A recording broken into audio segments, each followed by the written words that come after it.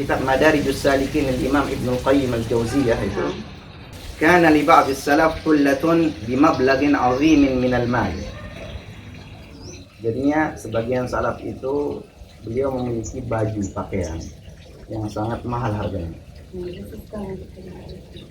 Kana yalbisuha fi salat, yang beliau pakai ketika dia sholat, berinteraksi dengan Allah Subhanahu wa taala. Beliau berkata, Rabbi ahaqqu man tajammaltu lahu fi sholati.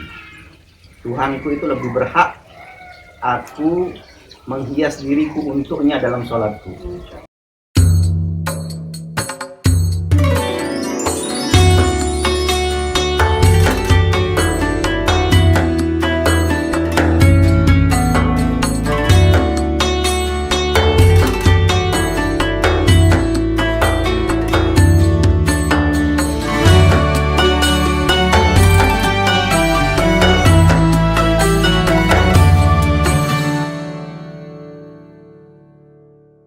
Assalamualaikum warahmatullahi ta'ala wabarakatuh. Waalaikumsalam warahmatullahi taala wabarakatuh. Allahumma salli ala sayyidina Muhammadin al-Qassari wa man al-Jari wa juma'na bihi fi kulli aqwari wa ala alihi wa sahbihi jami'an.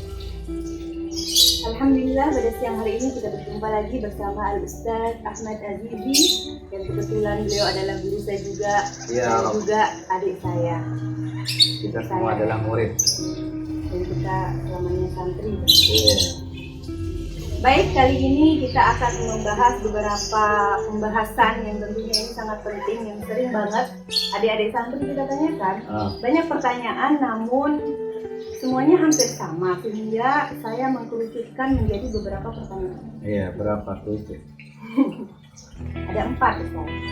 4. Jadi di sini adik-adik santri banyak menanyakan setelah liburan ini, dalam arti corona ini, itu kan mereka dipulangkan, sehingga kegiatan mereka di rumah itu nggak stabil, nggak seperti di pondok. Jadi mereka menanyakan, Kak, gimana sih caranya kita bisa beradaptasi dengan lingkungan sehingga kita tidak terbawa oleh arus lingkungan yang negatif? Padahal kadang kan dia punya teman rumah, sehingga temannya itu ingin mengajaknya bermain. Padahal dalam keadaan corona kan seharusnya nggak boleh, tapi untuk menolak tentu dia juga nggak enak, gitu kan. Jadi gimana sih caranya kita menyikapi kondisi seperti ini supaya kita tidak terbawa arus teman-teman, ajak nongkrong misalnya, atau ajak ketemuan, reuni SD mungkin. Bagaimana untuk menyikapi hal ini? Pertanyaannya lingkungannya yang kurang baik. Lingkungannya yang kurang baik, yang mendukung dia untuk tidak selalu mengamalkan apa yang sudah diperintahkan oleh Tuhan. Ya. Menjawab pertanyaan dari beberapa santri ini, perlu kiranya kita mengetahui terlebih dahulu bahwasanya hubungan kita dengan manusia itu harus diatur sedemikian rupa. Artinya kita harus memiliki apa istilahnya itu, kepribadian, memiliki keteguhan dalam berinteraksi. Pertama, dulu saya pernah hadir dalam salah satu konferensi yang diadakan oleh salah satu universitas di Mesir. Kebetulan yang jadi pematerinya itu adalah Habib Ali Al-Jufri. Habib Ali Al-Jufri. Tahu Habib Ali Al-Jufri?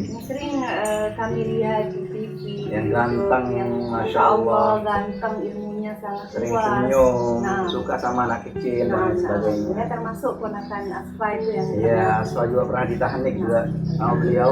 Beliau diundang sebagai narasumber pemateri waktu itu di salah satu universitas. Kemudian saya bersama kawan-kawan ikut hadir di dalam konferensi tersebut. Ada salah seorang dari mahasiswa bertanya kepada beliau, "Wahai Habib, bagaimana kita hidup di lingkungan yang akhlaknya jelek semuanya, di sebuah daerah di mana penduduknya itu semuanya akhlaknya jelek? Bagaimana kita berinteraksi dengan mereka?" Beliau menjawab dengan simpel saja, semakin buruk akhlak mereka, maka semakin kamu harus berbagus akhlak kamu. Berarti dia harus mujahadah. dia harus mujahadah melawan hawa nafsunya. Bagaimana dia yang yu'athir, dia yang memberikan dampak, mempengaruhi, bukan dia yang dipengaruhi. Nah, kalau notabene, kalau dia menurut pikiran dan hatinya merasa kalau nanti ajakan teman-temannya itu bisa mempengaruhi dia, kalau bisa jangan. Jadi memang harus dia mengekang hawa nafsunya. Kalau memang dia nggak berani bisa menjamin dirinya untuk bisa menyelamatkan teman-temannya seperti itu. Iya. Jadi di rumah, pemirsa, semoga ini jawaban bisa mewakili apa yang sudah kita tanyakan. Amin ya rabbal alamin. Pertanyaan yang kedua yang banyak sekali ini adik-adik santriwati khususnya tanyakan. Jadi kebiasaan santri atau perempuan ya pada umumnya itu kan ketika mau sholat, kadang apalagi taraweh gitu kan, setelah maghrib mandi gitu kan, habis mandi tentu berhias, membersihkan muka, atau mungkin ada yang pakai skincare atau lipstick ya sekedarnya. Itu bagaimana kalau kita bawa sholat? Pertanyaannya, bagaimana, sahkah atau bolehkah kita ketika sholat masih dalam keadaan berhias, masih dalam keadaan maksudnya ada mungkin pakai emas segala macam gitu. Tentu dengan bukan hiasan yang tebal ya, hiasan yang perlu diketahui bahwasanya sholat itu adalah ibadah yang Allah Subhanahu wa Ta'ala jadikan pertanggungjawaban utama nanti di akhir kiamat. Ini barometer orang baik itu ketika baik dalam sholatnya. Kita mengetahui orang tersebut baik dan buruk itu ketika dia menjaga sholat. Dan sholat itu adalah interaksi antara makhluk dengan Khalik, antara hamba dengan Tuhannya. Oleh karenanya ketika ada interaksi antara hamba dengan Tuhannya, sebisa mungkin seseorang tersebut untuk memperbagus keadaannya, memperbagus bajunya, memperindah mukanya, memperwangi badannya dan lain sebagainya, sehingga ketika dia berinteraksi dengan Allah Subhanahu wa Ta'ala akhirnya melahirkan nilai-nilai kekhusyuan di dalam hati, tidak berpikir yang tidak dan lain sebagainya. Oleh karenanya ada sebagian salaf dalam kitab Madarijus Salikin Imam Ibnu Qayyim Al-Jauziyah itu, kana li ba'd as-salaf hullatun bi mablaghin 'azimin min al-mal. Jadinya sebagian salaf itu beliau memiliki baju pakaian yang sangat mahal harganya. Karena yalbisuha fi salat, yang beliau pakai ketika dia sholat, berinteraksi dengan Allah Subhanahu wa Ta'ala. Beliau berkata, Rabbi ahaqqu man tajammaltu lahu fi salati. Tuhanku itu lebih berhak aku menghias diriku untuknya dalam sholatku. Artinya apa yang dilakukan oleh sebagian santri yang bertanya tersebut itu sangat baik sekali ketika dia berinteraksi dengan Allah Subhanahu wa Ta'ala. Dia berhias, dia pakai baju bagus. Bagus bukan berarti mahal. Bersih, mukena bagus, mukena bersih dan lain sebagainya. Jadinya boleh ya, sangat dibolehkan. Sangat dibolehkan sekali. Baik, kita lanjut ke pertanyaan ketiga, Ustaz. Nah, ini ada juga anak santri yang curhat. Ustazah, Kak, saya ini lagi berobat. Kok anak santri sering curhat? Ya karena liburan gini kan mereka pegang HP untuk belajar online, tentunya kan, taklim online, belajar online, entah itu dari madrasah, dari dunia. Jadi mereka bertanya, Ustazah gitu, atau Kak, saya ini broken home. Broken home apa? Broken home itu broken apa? Hancur. Home-nya Rumah tangga. Jadi dia tuh agak dalam rumah tangganya itu keadaan kekeluargaannya itu sangat tidak sehat, sehingga ayah ibunya bercerai, sehingga dia itu merasa tidak ada yang menyayangi dan merasa kenapa sih Allah berbuat seperti ini kepada saya, sehingga dia tidak menerima takdir akan keadaan ini. Bagaimana saya harus bersikap itu? Takdir itu adalah ketentuan Allah Subhanahu wa Ta'ala. Terkadang baik, terkadang buruk menurut pandangan kita. Padahal Allah Subhanahu wa Ta'ala tidaklah menguji seorang hamba itu melainkan untuk pertama menghapuskan dosanya atau enggak menaikkan derajat. Itu intinya takdir. Kemudian dalam menyikapi takdir Allah Subhanahu wa taala, khususnya yang menurut kacamata kita itu buruk, padahal Allah Subhanahu wa taala itu memberikan hal yang terbaik bagi umatnya, bagi hambanya. Kacamata kita saja yang buruk melihat takdir tersebut. Ada sebuah kalam hikmah yang sering diajarkan oleh para masyayikh kita. Beliau mengatakan, ketika kamu mendapatkan dirimu sedang diuji oleh Allah Subhanahu wa taala, sedang ditimpa musibah oleh Allah Subhanahu wa taala, atau kamu sendiri tidak menerima takdir dari Allah Subhanahu wa taala, maka ingatlah kalam hikmah ini tujuannya apa? Agar kita ini sabar. Kalau sudah sabar, maka kita menerima ketentuan Allah Subhanahu wa taala dengan lapang dada. Mau tahu nggak kalam hikmahnya? Apaan? Kan tunggu tadi.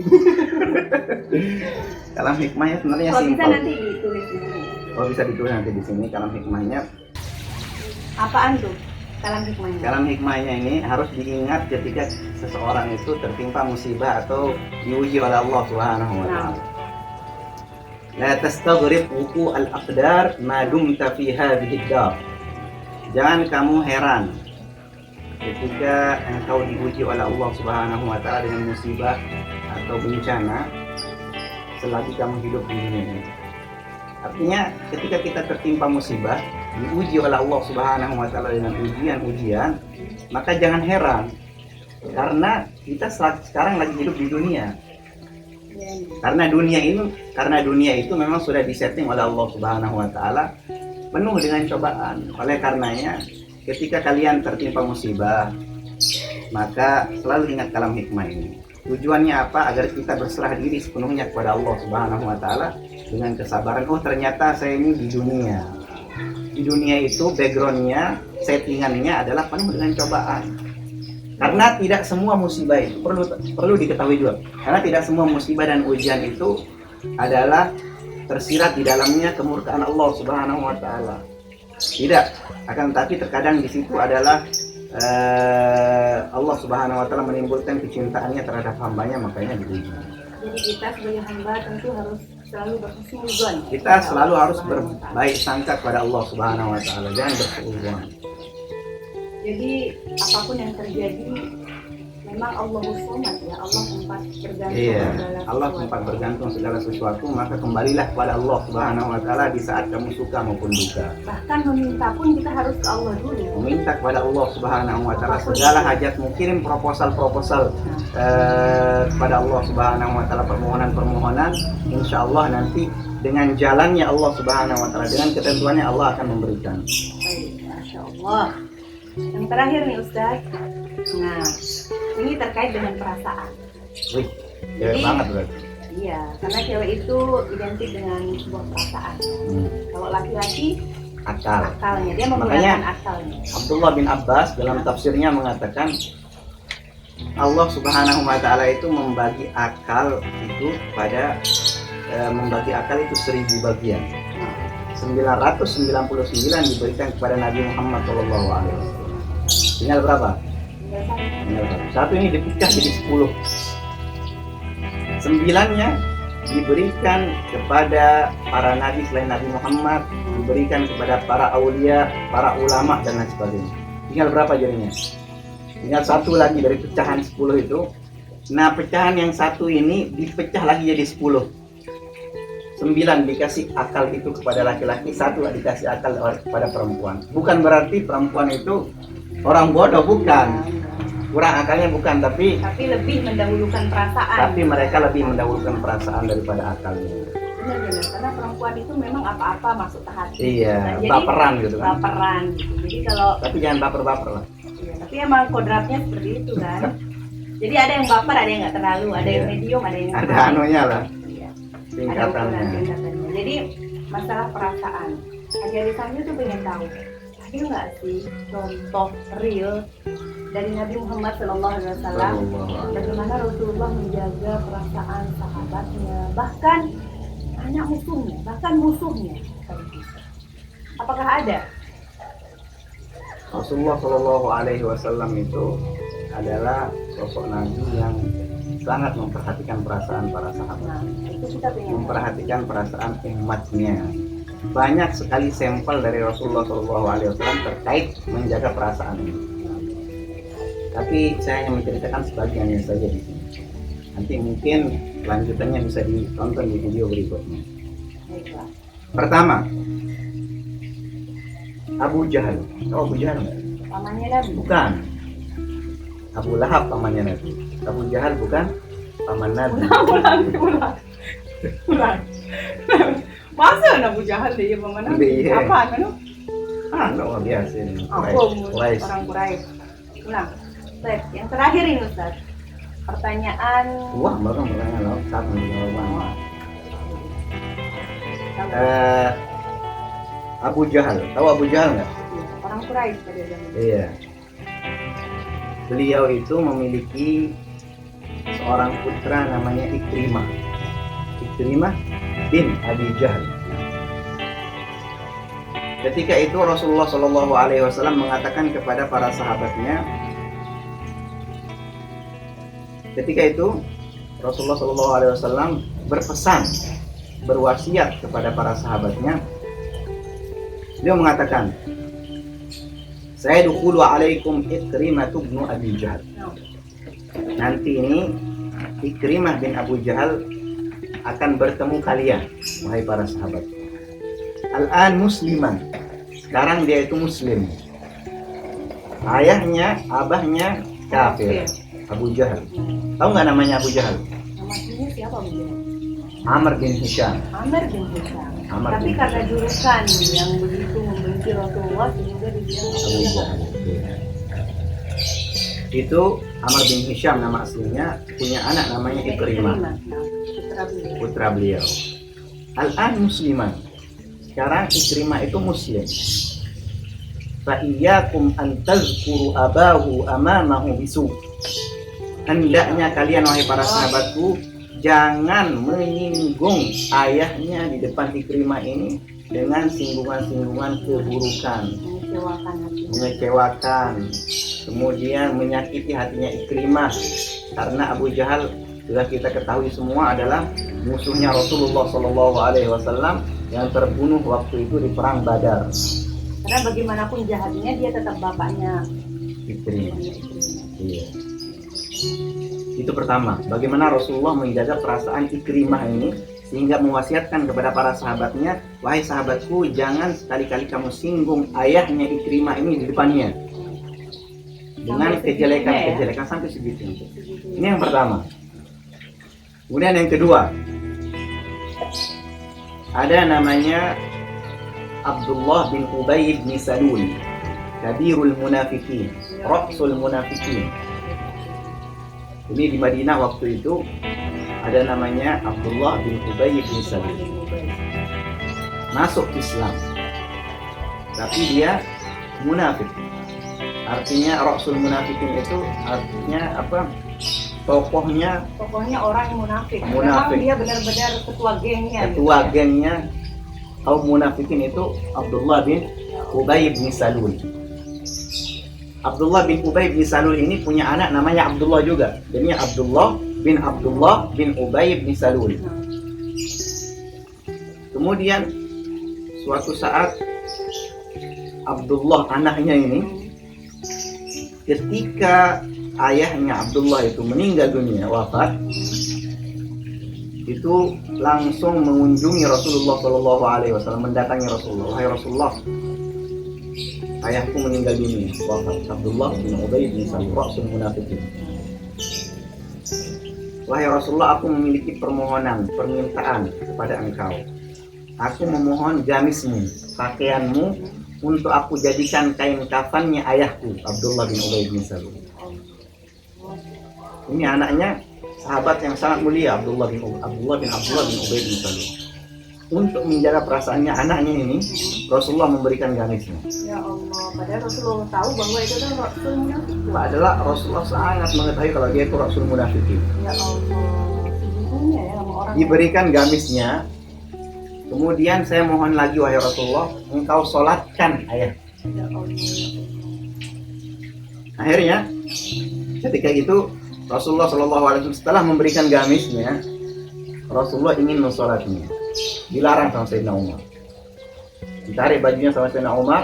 Wahai Rasulullah, jangan, itu Rasul munafikin. Bukankah engkau sudah dilarang oleh Allah Subhanahu Wa Taala? Setelah itu, tidak wahai Umar, Allah Subhanahu Wa Taala itu hanya memberikan pilihan kepada. Kemudian beliau mensolatinya. Setelah beliau mensolatinya, turun ayat Allah Subhanahu Wa Taala dalam surat At-Taubah ayat 84. Allah Subhanahu Wa Taala berfirman menegur Rasulullah Shallallahu Alaihi Wasallam yang sholat untuk Abdullah bin Ubay bin Salul. Allah berfirman, "Wala tusalli ala ahadin minhum mata abada, wala taqum ala qabri." Itu adalah teguran dari Allah Subhanahu Wa Taala untuk Nabi Muhammad Shallallahu Alaihi Wasallam. Tapi kita melihat bagaimana Rasulullah Shallallahu Alaihi Wasallam ini menjaga perasaan anaknya, Abdullah. Menjaga perasaan. Saking menjaga perasaan anaknya. Seperti itu. Itu sampel kedua Rasulullah bagaimana menjaga perasaan. Sampel ketiga Rasulullah Shallallahu Alaihi Wasallam menjaga perasaan. Ada Arabi, orang Badui, masuk masjid Rasulullah Shallallahu Alaihi Wasallam, kencing di dalam masjid Rasulullah Shallallahu Alaihi Wasallam, sehingga para sahabat yang hadir pada saat itu marah, dicaci makinya dan lain sebagainya, diusirnya. Tapi apa jawaban Rasulullah Shallallahu Alaihi Wasallam? Da'uhu, biarkan dia selesai kencingnya. Ya Allah. Disuruh Nggak pakai ditahan-tahan ya? Nggak pakai ditahan-tahan. Biarkan Badui tersebut kelar dulu kencingnya, selesai kencingnya. Kemudian nanti sampai Rasulullah bukan menyuruh Badui itu membersihkan kencingnya sendiri, tapi menyuruh sahabatnya, wahai sahabatku, ambil beberapa timba air, maka hilangkan kencing itu. Luar biasa ya. Iya.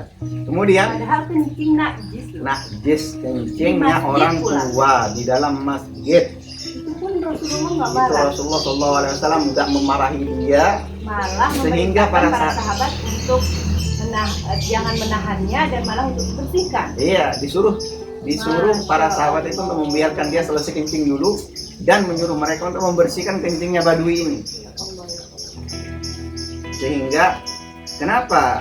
Apa rahasianya? Kenapa Rasulullah tidak menegurnya waktu dia kencing? Kenapa harus selesai kencingnya dulu? Karena kalau ditegur waktu dia kencing, dia akan lari dan kencingnya kemana-mana. Benar-benar. Benar. Kalau dia Dan itu kencing di akan satu tempat kan merepotkan enak, lagi. dan ini pun lebih akan merepotkan para sahabat dan yang sebagainya. Selain Rasulullah menjaga perasaan, Sehingga juga setelah itu Rasulullah menegurnya, wahai orang Badui, sesungguhnya masjid ini tidak didirikan untuk sesuatu yang buruk, untuk sesuatu yang menyakiti orang, artinya dengan baunya dan lain sebagainya. Masjid ini digunakan untuk sholat dan menghafal, untuk membaca Al-Quran. itu pun bilangnya baik-baik. Itu pun bilangnya baik-baik dan setelah Setelah selesai menyelesaikan, kencing. Bagaimana Rasulullah menjaga perasaannya dia. coba kalau kita dalam keadaan seperti itu. Coba mungkin sekarang kalau kita lihat ada orang kencing di dalam masjid, gimana nggak marah gitu kan? Marah. Memang Rasulullah emang uswatun hasanah banget. Rasulullah adalah uswatun hasanah. Itu yang ketiga. Yang keempat, Rasulullah itu setelah di suatu keadaan ada makmum. Makmum sholatnya ini adalah orang yang memiliki bayi. Ada orang yang sedang sakit. Ada orang yang tua. Sehingga beliau mengatakan kepada para sahabatnya, man amma qauman falyukhaffif. Siapa yang mau jadi imam, maka ringankanlah sholatnya. Karena bagaimana Rasulullah menjaga perasaan orang yang memiliki bayi, nangis bayinya. Kalau dilamakan, sehingga waktu itu sahabat Mu'adz bin Jabal pernah ditegur. Ya Mu'adz, aturidu an takuna fattanan. Sehingga karena beliau memperpanjang ayatnya. Jadi, Ada orang tua yang mungkin ada orang tua, ada anak bayi, gitu kan. Jadi semakin alim seseorang itu semakin memahami situasi ya. semakin memahami situasi. Oleh karenanya para ulama mengatakan man qalla ilmu katsura inkaruhu. Siapa yang ilmunya sedikit itu pasti banyak mengingkari perbuatan orang. Tapi man katsura ilmuhu qalla inkaruhu. Yang banyak ilmunya sedikit mengingkari perbuatan orang. Ada beberapa sampel yang lain dari Rasulullah SAW yang mengajarkan kita bagaimana kita menjaga perasaan orang lain. Dalam sebuah sabdanya Rasulullah SAW mengatakan yadkhulul jannata min ummati sab'una alfan bi ghairi hisab. Nanti dari umatku ini ada 70.000 yang akan masuk surga tanpa hisab. 70.000. Sehingga mendengar hadis ini Sayyiduna Ukasyah. Ada sahabat namanya Sayyidina Ukasyah. Sayyidina Ukasyah ini ketika mendengarkan hadis ini memohon kepada Rasulullah SAW, ya Rasulullah, doakan saya agar termasuk dari golongan 70.000 umatmu yang masuk surga tanpa hisab. Akhirnya anta minhum. Setelah itu Rasulullah SAW mendoakannya, kamu adalah bagian dari 70.000 umat tersebut. Mendengar hal tersebut, ada orang kedua datang kepada Rasulullah SAW memohon seperti apa yang dimohon oleh Sayyidina Ukasyah. Lalu, wahai Rasulullah, doakan aku agar aku termasuk dari golongan 70.000 umatmu itu. seperti Sayyidina Ukasyah. Karena Sayyidina Ukasyah dalam kacamata Rasulullah SAW adalah merupakan sahabat yang berhak untuk menduduki kedudukan tersebut, 70.000 tersebut, Rasulullah mendoakannya. Sedangkan orang yang kedua ini belum pantas untuk menduduki kedudukan tersebut. Sehingga, tapi Rasulullah tidak mengatakan kamu bukan termasuk 70.000. Bagaimana Rasulullah itu menjaga perasaannya? Apa yang beliau katakan kepada orang tersebut? Beliau mengatakan sabaqaka biha Ukasyah. Kamu didahului oleh Ukasyah. Makna yang tersirat dari kamu didahului oleh Ukasyah itu artinya saya belakangan berarti kan? Tapi maksudnya kata Imam Nawawi dalam syarah kitab Sahih Muslim itu orang kedua ini sebenarnya belum pantas untuk mendapatkan kedudukan tersebut. Akan tetapi bagaimana Rasulullah menjaga perasaan sahabatnya sehingga menolaknya dengan sebuah kalimat yang muhtamal, yang ada kemungkinan ini, kemungkinan itu. Padahal maksudnya dia menggunakan kata engkau didahului. Engkau didahului oleh Sayyidina Ukasyah. Banyak hadis-hadis yang menjabarkan bagaimana Rasulullah SAW menjaga perasaan para sahabat.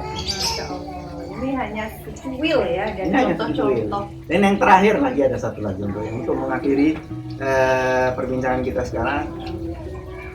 Rasulullah SAW itu pernah bersabda, kullu ummati yadkhuluna al-jannah. Semua umat itu akan masuk surga nanti. Illa man aba, kecuali bagi orang yang tidak mau. Siapa sih yang nggak mau? Siapa sih yang nggak mau masuk surga gitu kan? Akhirnya para sahabat merasa terheran sekali pada kalimat illa man aba. Nah, Siapa sih wahai Rasulullah yang nggak mau masuk surga itu? Kok ada gitu? Ada tipe orang yang nggak mau masuk surga itu. Apa jawab Rasulullah? Man ata'ani dakhalal jannah. Siapa saja yang taat kepadaku akan masuk surga. Wa man asani faqad aba. Itu yang dimaksudkan Dan orang yang bermaksiat kepadaku, maka dia yang tidak mau. Tapi Rasulullah tidak mengatakan tidak masuk neraka. Itu bahasanya halus. Itu bahasa yang kita harapkan kepada para pendai sekarang itu untuk mempelajarinya lebih dalam lagi sehingga orang tersebut yang didakwahkan itu menerima Islam ini dengan lapang dada, bukan dengan terpaksa. Karena ditakut-takuti juga. Bukan karena ditakut-takuti dan lain Jadi sebagainya. bahasanya Rasulullah itu memang sudah dibuat sebaik mungkin untuk Karena tidak Rasulullah SAW, wa ma yantiqu 'anil hawa in huwa illa wahyun yuha. Jadi pemirsa, kajian kita sebenarnya singkat sekali siang hari ini. Karena ini adalah berbagai pertanyaan yang agak mirip oleh pertanyaan dari kita, jadi saya kerucuti saja. Dan alhamdulillah semoga kita bisa mengambil manfaatnya, Amin. mendapatkan keberkahan melalui pelajaran atau pengetahuan siang hari ini. Semoga kita bisa mendapatkan syafaat dari Rasulullah SAW. Sekian dari kami, jangan lupa dukung channel ini terus dengan cara subscribe, like, and share. Baik. Sekian dari saya Nilul Amani dan Akhina. Ahmad Al-Gizi. Assalamualaikum warahmatullahi wabarakatuh. Allah.